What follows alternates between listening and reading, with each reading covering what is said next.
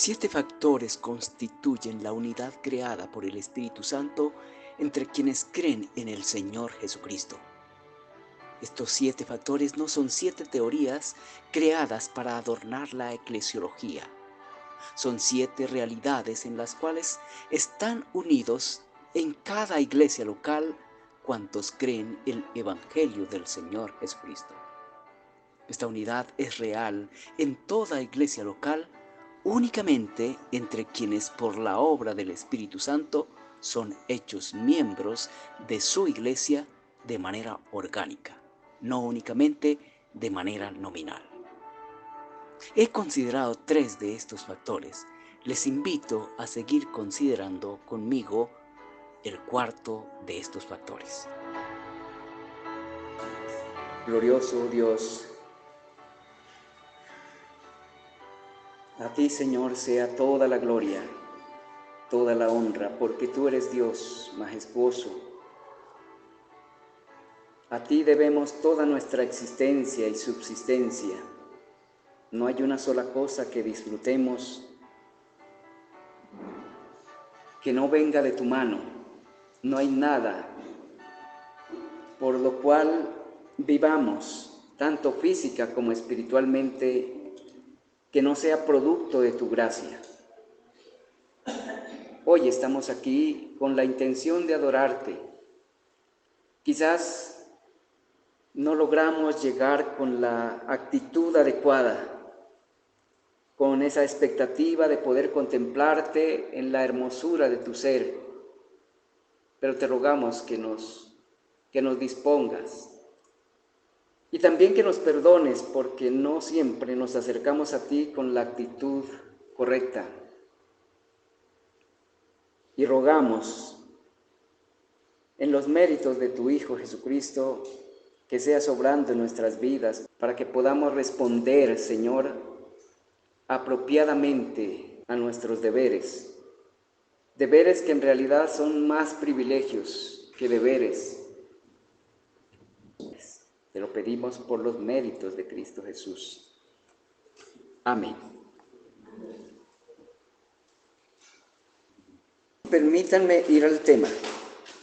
Voy a leer nuevamente la porción de la cual he extraído parte de la predicación de hoy. Dice la Escritura en la carta a los Efesios, capítulo 4, versículos 1 al 6, dice: Yo, pues, preso en el Señor, os ruego que andéis como es digno de la vocación con que fuisteis llamados, con toda humildad y mansedumbre, soportándoos con paciencia los unos a los otros en amor, solícitos en guardar la unidad del Espíritu en el vínculo de la paz, un cuerpo y un espíritu, como fuisteis también llamados en una misma esperanza de vuestra vocación, un Señor, una fe, un bautismo, un Dios y Padre de todos, el cual es sobre todos y por todos y en todos. Vamos a continuar considerando las demás realidades que constituyen la unidad que hay entre quienes creen en el Señor Jesucristo, según la doctrina de los apóstoles en cualquier iglesia local. Atentos, queridos hermanos y hermanas, mirando la Biblia. ¿Cuál es el cuarto factor real característico de la unidad de la Iglesia de Cristo en cualquier localidad donde esté presente? Un Señor.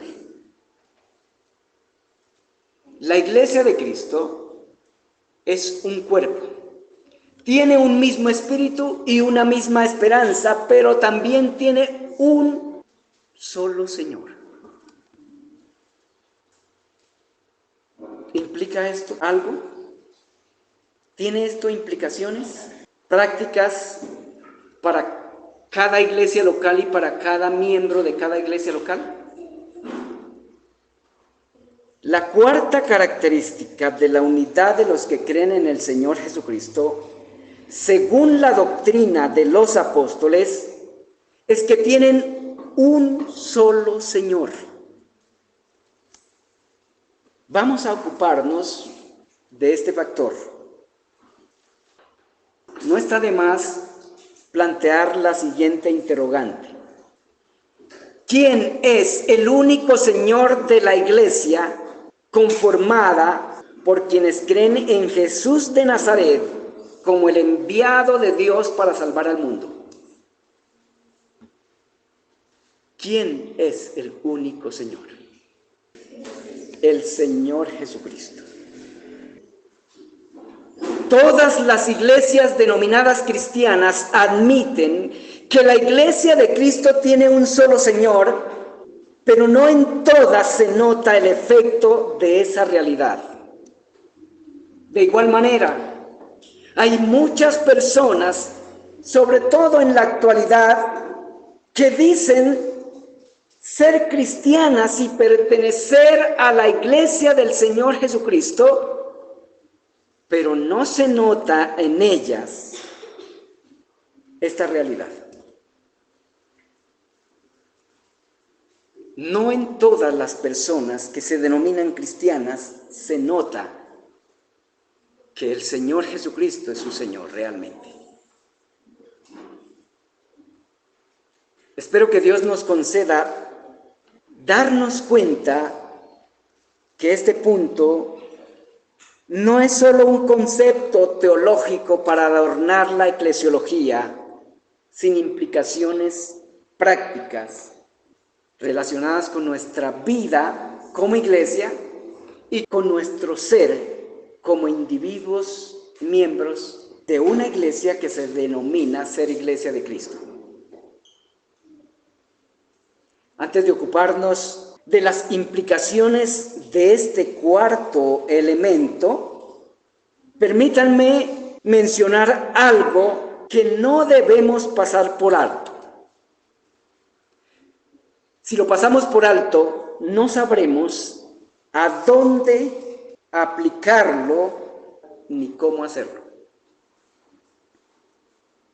No debemos perder de vista jamás que estos factores mencionados ahí por el apóstol Pablo, que constituyen la unidad de la iglesia del Señor, el apóstol los aplica a una iglesia local. ¿Por qué? Porque es ahí, en la iglesia local, donde estas realidades deben hacerse visibles. Cada iglesia local y cada miembro de cada iglesia local tenemos la necesidad y el deber de comprender qué significa esto y cómo afecta esa realidad a cada iglesia local y a cada uno de sus miembros. Comencemos a considerar las implicaciones de esa realidad. Y para ello voy a volver a plantear la interrogante. ¿Qué implica que el Señor Jesucristo sea el único Señor de su iglesia? ¿A alguien se le ocurre alguna implicación de ello? Uno de los ejercicios que debemos hacer, yo acostumbro a hacerlo cuando estoy en el plano de oyente, es pensar en las implicaciones de lo que estoy escuchando. Eso es digerir el sermón mientras el sermón está siendo predicado. Permítanme compartirles una de las implicaciones generales. Que el Señor Jesucristo sea el único Señor de su iglesia, el único soberano de ella, tiene muchas implicaciones. Unas implicaciones son generales y otras son específicas. Y les ruego que continúen pensando en las implicaciones generales y las específicas a la luz de esta realidad. La primera implicación que les mencionaré es una implicación general, pero de mucha importancia, de mucho peso. Es la implicación más general de todas, pero es una implicación muy, muy importante. Y escuchen esto. Si el Señor Jesucristo no es el único Señor de la iglesia, entonces esa iglesia no es del Señor Jesucristo. Porque la iglesia que es del Señor Jesucristo solo tiene un Señor. Y ese único Señor es Él, el Señor Jesucristo. Permítanme decirlo de otra manera. La única iglesia que puede mantenerse unida en un mismo cuerpo y con el mismo espíritu es aquella para quienes el Señor Jesucristo es su único Señor.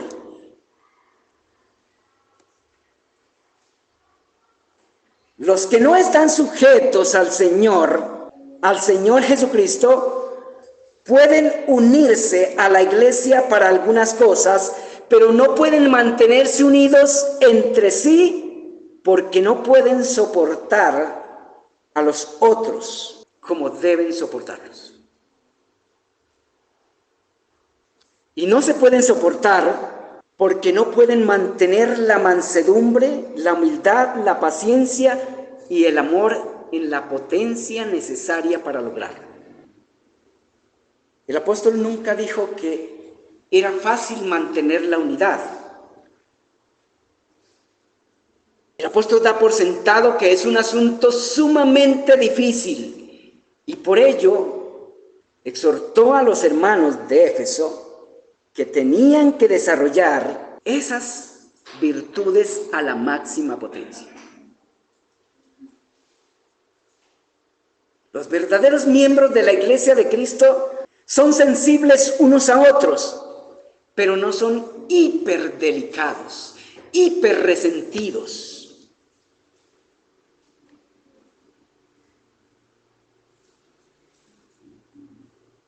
Otra implicación, que el Señor Jesucristo sea el único Señor de su iglesia, implica que todos los demás en su iglesia somos sus siervos, aún los pastores y los diáconos. Y nadie puede convertirse en señor de la iglesia. Ni siquiera los pastores. Porque los pastores no son llamados a ser señores de la iglesia, sino servidores en ella. Eso también implica que todos estamos todo el tiempo al servicio del Señor y que todo lo que hacemos, lo hacemos en absoluta sumisión a su autoridad, a su voluntad y a su autoridad, no conforme a la nuestra. E imagínense las implicaciones envueltas en esto último que acabo de decir. No es fácil, pero traten de imaginar algunas de las implicaciones que están detrás de esta verdad. ¿Cuál verdad? Que todos los demás, los que estamos por debajo del Señor Jesucristo, somos siervos. Necesitamos dedicarnos a conocer la voluntad del Señor. Y necesitamos dedicarnos a conocerla específicamente en cada asunto que tiene que ver con su obra.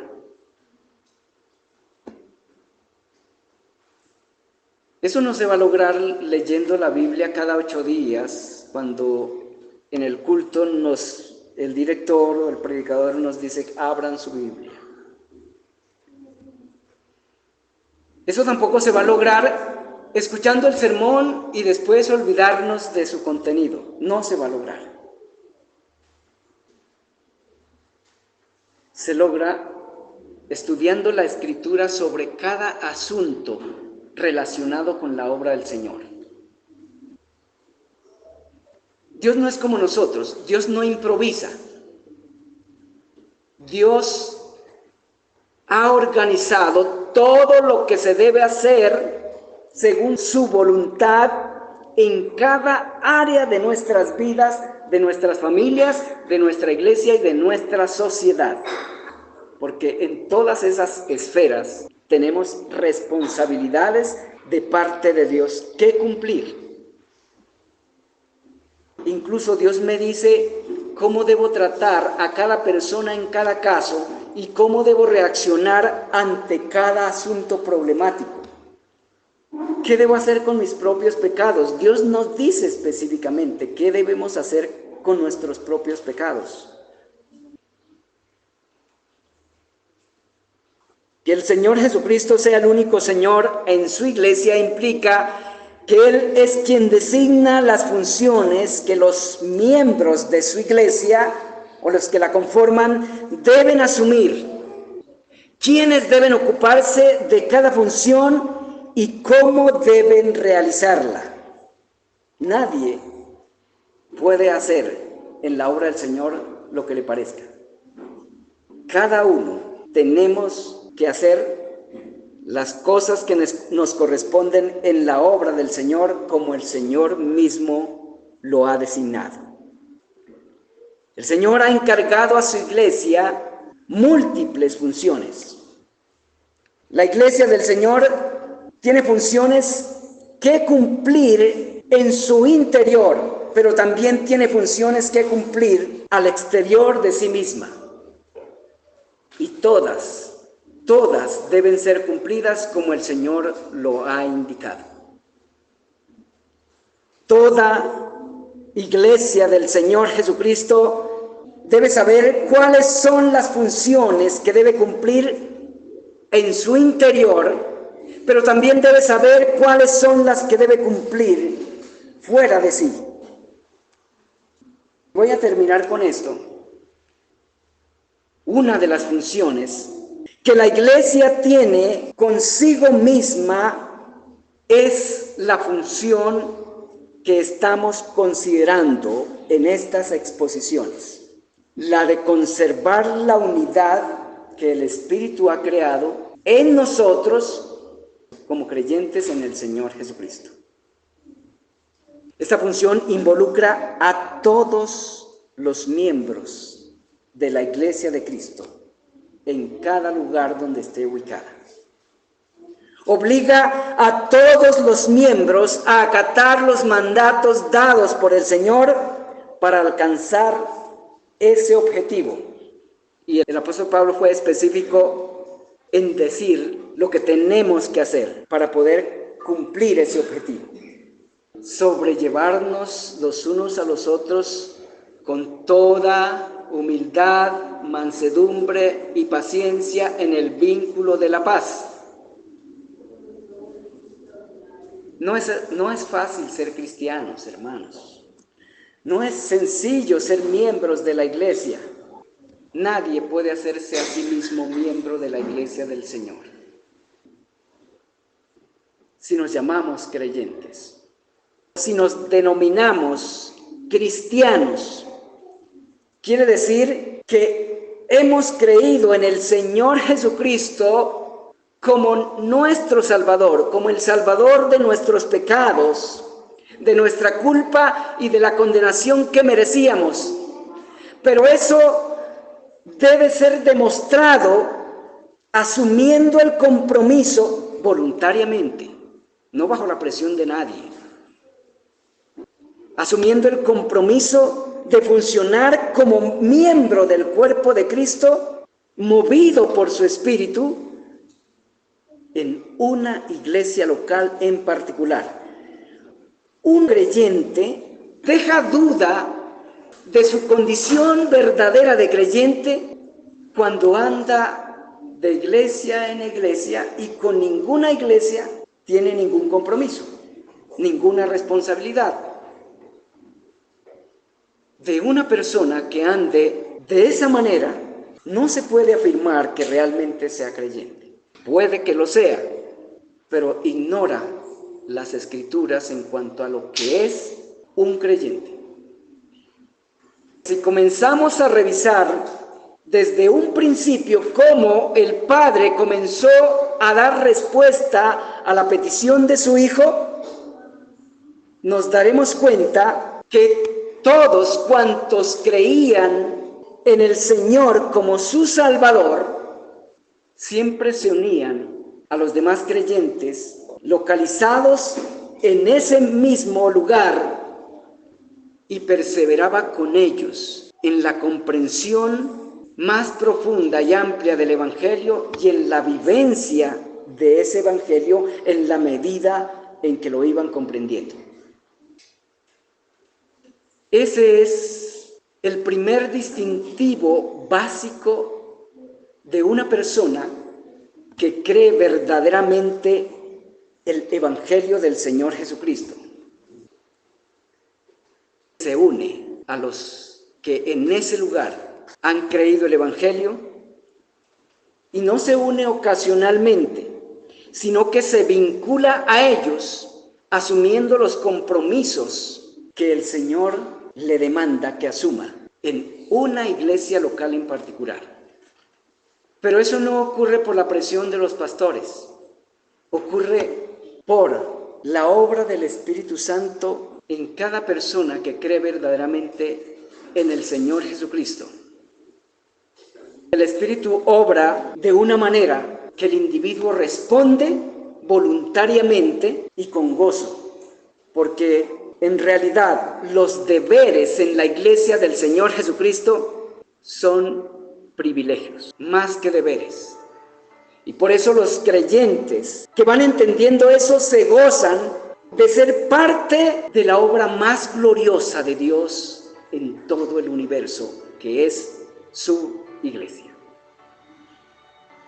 Esto nos debe hacer reflexionar cuidadosamente a todos, porque no podemos permanecer solamente escuchando sermones y cantando himnos cada 8 días, creyendo que somos verdaderos creyentes, probablemente engañando nuestro corazón y poniendo en riesgo nuestro futuro eterno.